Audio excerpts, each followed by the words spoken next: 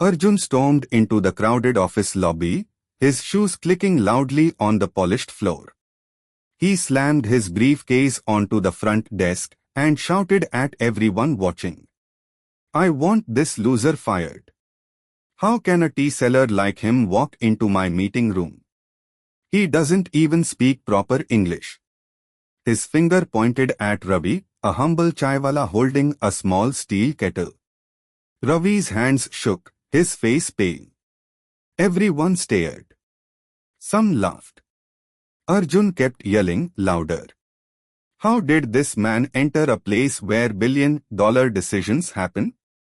Ravi looked at the floor, trying not to cry. He only came inside because it was raining heavily, and a kind security guard told him to wait inside until the storm passed. But Arjun didn't care. He hated outsiders. He hated poor people. He grabbed Ravi's collar, dragging him toward the door. "You people should stay in the street. India's progress is not for you." The security guard rushed over and pulled Arjun's hand away. "Enough, sir. He did nothing wrong." Arjun pointed again. "I will make sure this Chaiwala loses everything. He doesn't belong here." Cut to black. Freeze on Ravi's sad eyes. Narrator, dramatic tone.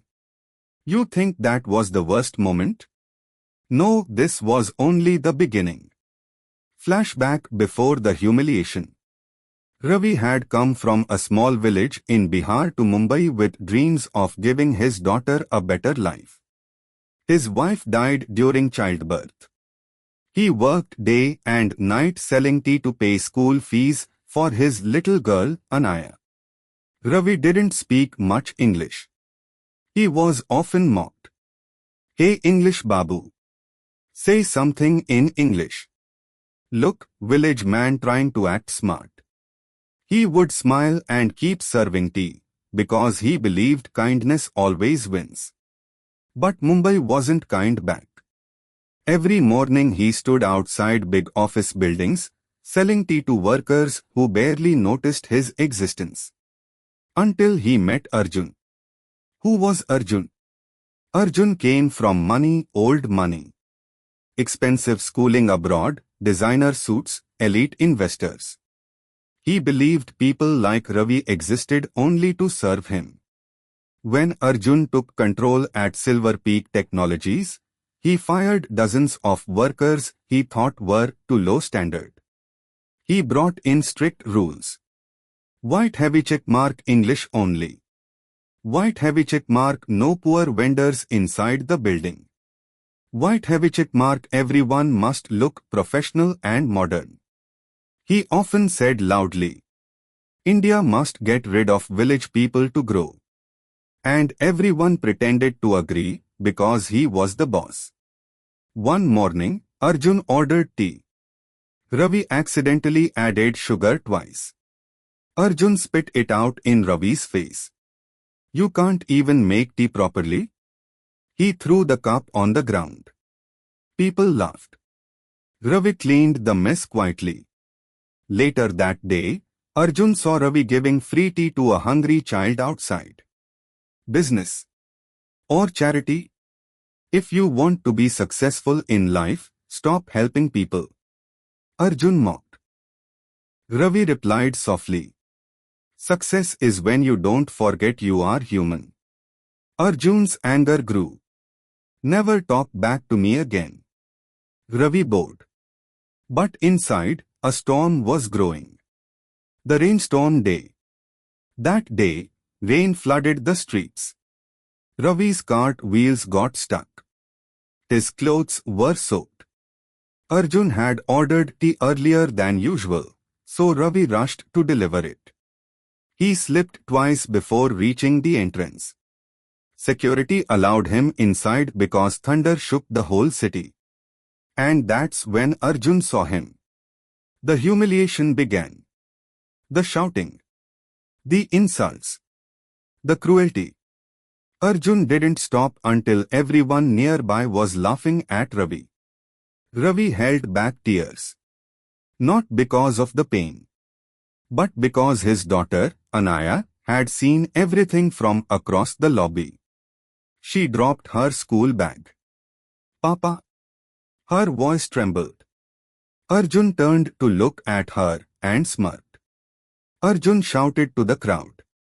I promise, he will never come here again. He pushed Ravi outside into the storm. But he didn't see the black luxury car pulling up behind him. A window rolled down. A powerful voice spoke. Stop. Bring that man inside. Right now. Everyone froze. Arjun turned, confused. Who are you? The man stepped out. Tall, confident, expensive suit. He looked straight at Ravi. I've been searching for you. The rain slowed as the man stepped out of the luxury car. His eyes were sharp, his presence powerful. Everyone whispered.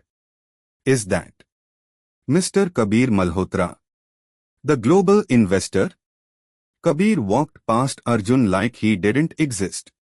He took off his expensive coat and gently placed it on Ravi's shoulders. You must be Ravi, he said softly. Ravi looked confused. And me, sir? Yes. I recognized the eyes.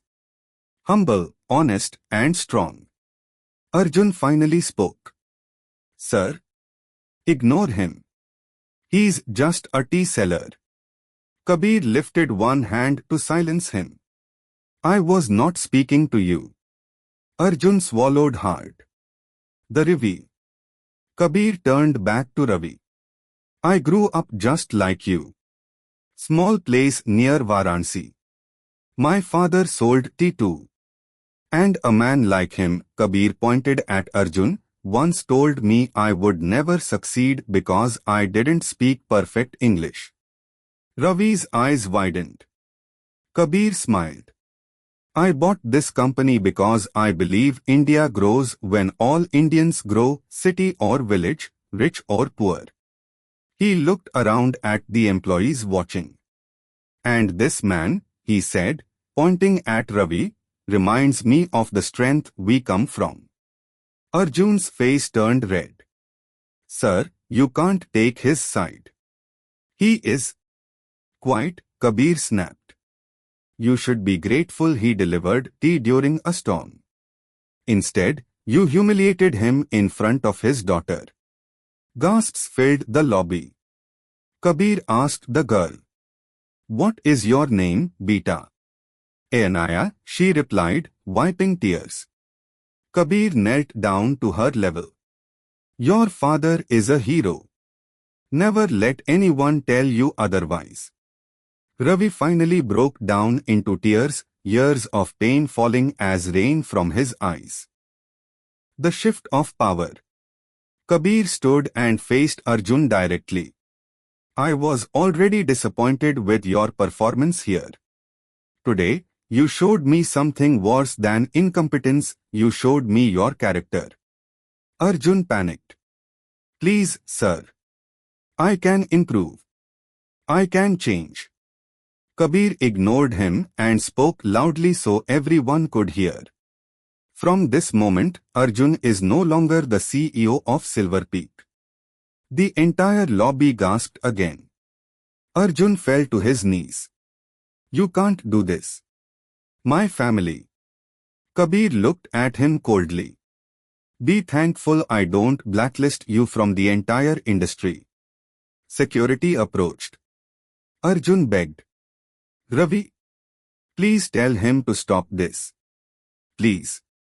Ravi looked at him for a long moment. Then he said 4 simple words. I forgive you, sir. Everyone looked shocked, even Kabir. How after everything he did to you? Kabir asked.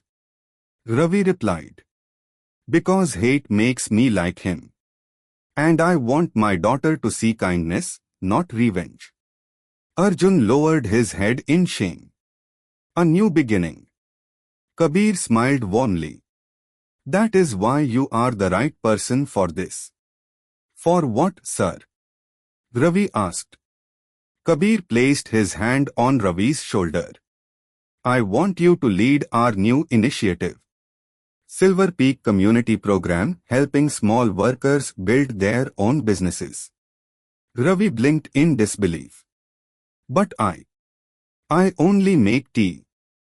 Kabir laughed softly. And India runs on chai. You understand people. Hard work. Life. That is leadership. He looked to the crowd. Who here would trust a leader like Ravi? Hands shot up everywhere. Employees chanted. Ravi. Ravi. Ravi. Ravi smiled awkwardly, still processing the miracle happening. Kabir continued. And Anaya will receive full scholarship support all the way to university. The little girl hugged Kabir, crying happy tears. Poetic justice delivered. As Arjun was escorted out, he looked back one last time. He saw Ravi. Not as a poor tea seller, but as the man who replaced him. Not in position, but in respect. Final scene, full circle moment. Weeks later, Silver Peak's lobby changed.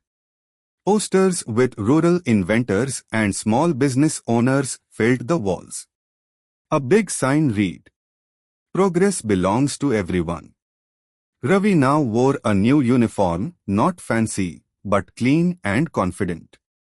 He still served tea sometimes, by choice. Kabir explained with a smile. Never forget where you came from. That is your power. Arjun? He was last spotted selling insurance door to door. And he never mocked anyone again. Ravi stood at the rooftop balcony with Anaya beside him. Mumbai lights sparkling below like dreams waiting to be reached. Anaya whispered, Papa, are we rich now? Ravi smiled. We are rich in respect. And that is enough. He looked at the sky. At the city. At the future. And for the first time in his life, Ravi felt valued. Like he finally belonged.